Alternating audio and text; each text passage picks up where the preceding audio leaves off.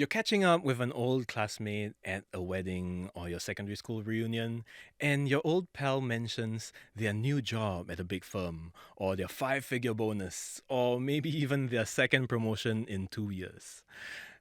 Before you know it, you find yourself wondering, am I falling behind?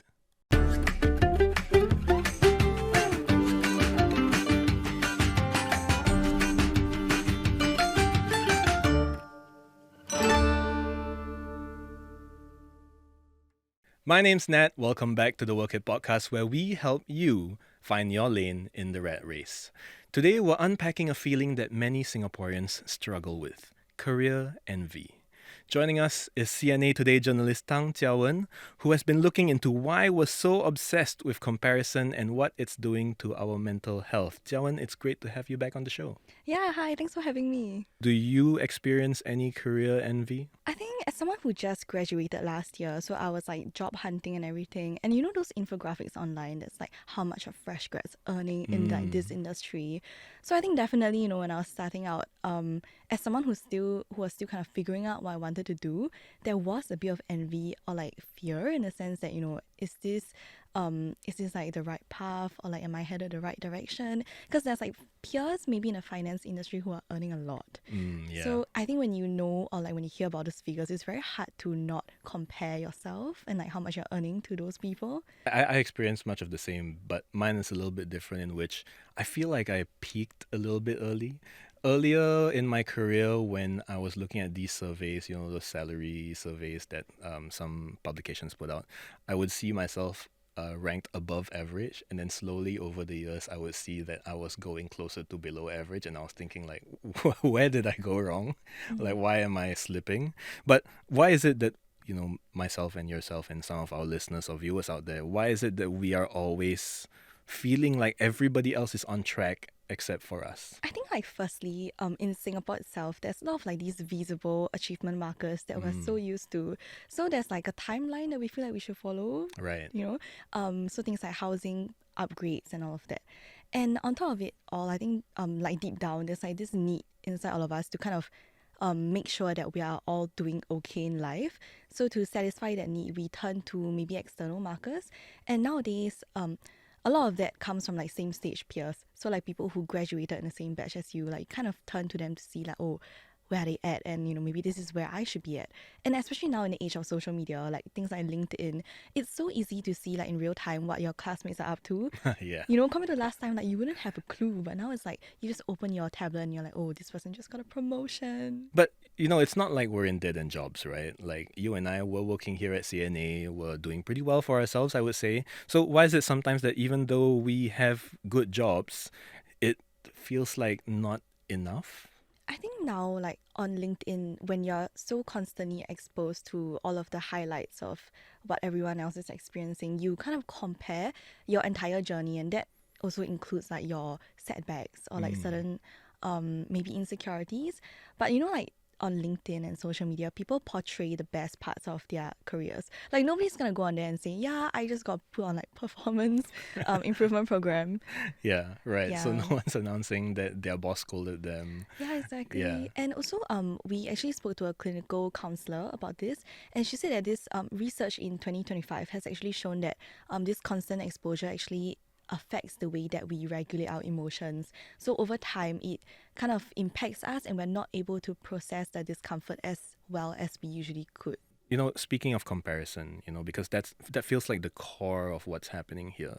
How do you know if, the feeling of seeing someone's accomplishments and achievements and stacking it up against your own is actually a signal to make a change in your own career path, or whether it's really just jealousy talking? We also spoke to a principal coach at a firm that specializes in like recruitment and also career coaching.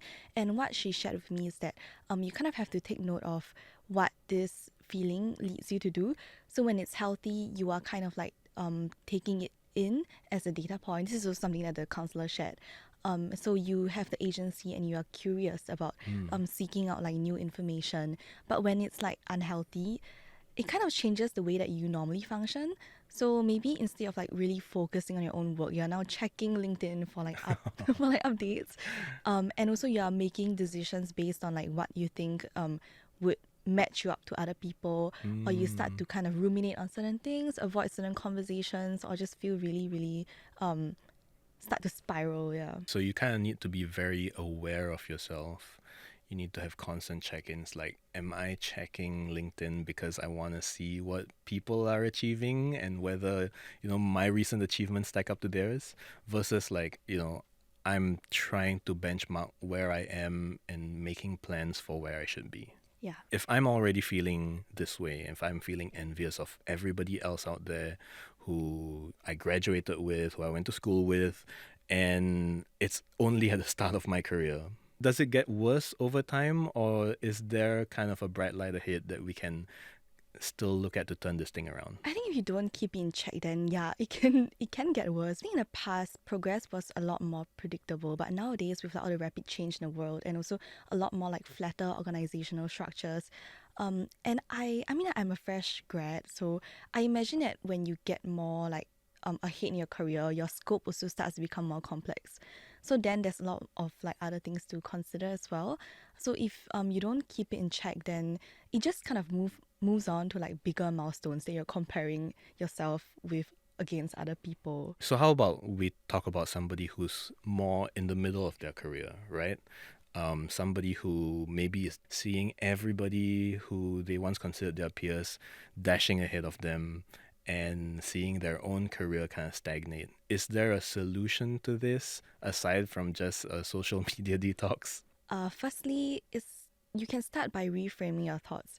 So you have to examine whether like the things that you're chasing, is it like external benchmarks or is it what you really want? Mm, So why am I doing this? Like, do I actually want this or do I just want to do this because I think that it will match me with other people? And on the actionable side, I think the first thing that you can do internally is to check in with your managers at work. So, what are the current gaps? So, like, what can I do to move to the next level? And then on the market front, you can also reach out to the HR professionals to kind of understand like how the market currently perceives your value. So, mm. things like how much your skills and experience can objectively earn you at this stage. Yeah. Right. So making sure that what you're perceiving or what you're thinking is backed by real data as opposed to just emotional reactions based on people's achievements and what they're posting as their, like you mentioned, highlight reel of their career. Yeah, because I think once you see those posts, it can be very easy to spiral and just start imagining things. But I'm just thinking if I were to do this right now, right? My manager might not be available, or they may be busy with running the business or like actually doing their work. So is there someone else that I can speak to get a more balanced view of where I'm at in my career? Actually, I think on the point of your manager potentially being too busy, something that was shared with me as well was that it's very important to keep track of your own achievements Okay. by yourself because, like you mentioned, sometimes like when your managers are too busy, they can't really keep track of the things that you've achieved. So if you kind of track that yourself, it also helps to build your confidence. So that's just kind of like a sidebar. But in terms of like who else you can turn to other than your managers, you can also speak to more senior colleagues at work. Right. Yeah, I think because they understand like your job scope and your industry, so they can also help to provide like a balanced view. Right, because they've been where you are, they know the stresses of the day to day, and they know the milestones as well. So they can kind of give you an indicator like, the next thing you should aim towards and the things that don't really matter. So, what factors do you look for when you are tracking your own career? Do you look at salary? Are you looking at your number of promotions within a certain amount of time? Like, what should you use as the data points here? I think promotions can be a bit tricky because when I was talking to the recruitment firm, she Mm-hmm. actually shared that like it's a lot less predictable than people think actually, and annually only about 10% of people get promoted. So 10%. Okay, I'm feeling bad yeah, about myself. yeah, I know. So actually most people are not moving according to the timeline that they had in mind for Right. themselves. And I guess like for some of the like bigger global tech companies, yeah, they do promote people faster, but that applies to like a very small percentage of like a top cohort in a very competitive industry as well. So salary then, like, is that something that's more concrete, more stable to look at? I think salary also kind of varies across industries. So Fair, yeah. yeah, it's kind of hard. Something that would be more sustainable would kind of be like pitting yourself against yourself. So just making sure that you are like on track and what the path that you're on makes sense for yourself. So not pitting yourself against other people in different companies, different industries, or even the same company, you might have different tracks, but making sure that you are comparing yourself today with the you of yesterday. Yeah, because I think a lot of the time you're missing the context when you look at other people's journey. So if they get promoted, there's a lot of things behind the scenes that you might not be aware of, like the timing or like where the opportunity came from. Yeah, and even things like the size of your company, like if it's a MNC versus if it's a SME, that also affects things. Right, because smaller teams would find it more difficult to promote everybody within the team, whereas larger organizations, there's more room for growth. So going back to those career infographics that everybody sees once in a while, those are published every now and then. If I know that I'm the type to feel easily jealous or anxious about my career, should I just try to avoid looking at these things? Knowing all of this information is definitely good for you because like you do need a sense of like how it is like out there. Right. But what's important is really like keeping your emotions in check and just remembering that what you see is not all of it. And there's a lot of like different structural factors that you should also consider and just basically observing like how your emotions are leading you to act. Yeah. Okay, yeah, I guess because it's also helpful if you were to switch jobs or you were to ask for a raise to know what the market is offering for, a seniority of a role like yours or like work that's similar to yours. So it's still important to be looking at these numbers to kind of ensure that you're paid or remunerated fairly. Yeah, that's right. Okay, so for somebody who is watching or listening right now and thinking, oh, I cannot stop comparing. What's one thought that you'd want them to hold on to the next time that they're feeling this career envy? Everyone is putting up their highlight reels and you never know what goes on behind the scenes. So when you see what someone posts and you feel like, whoa, it seems so normal that everyone is getting a promotion, you should also remember that job titles don't tell you everything.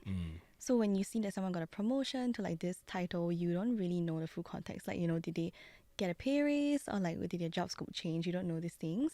And there's also like a lot of factors like we previously talked about. So like maybe the timing was just right for them to get a promotion. So even if you didn't get this like similar promotions, it doesn't say anything about your ability because there's just so many other things that come into play. Right. So not pegging yourself and your identity to your achievements, but finding value in yourself. Yeah.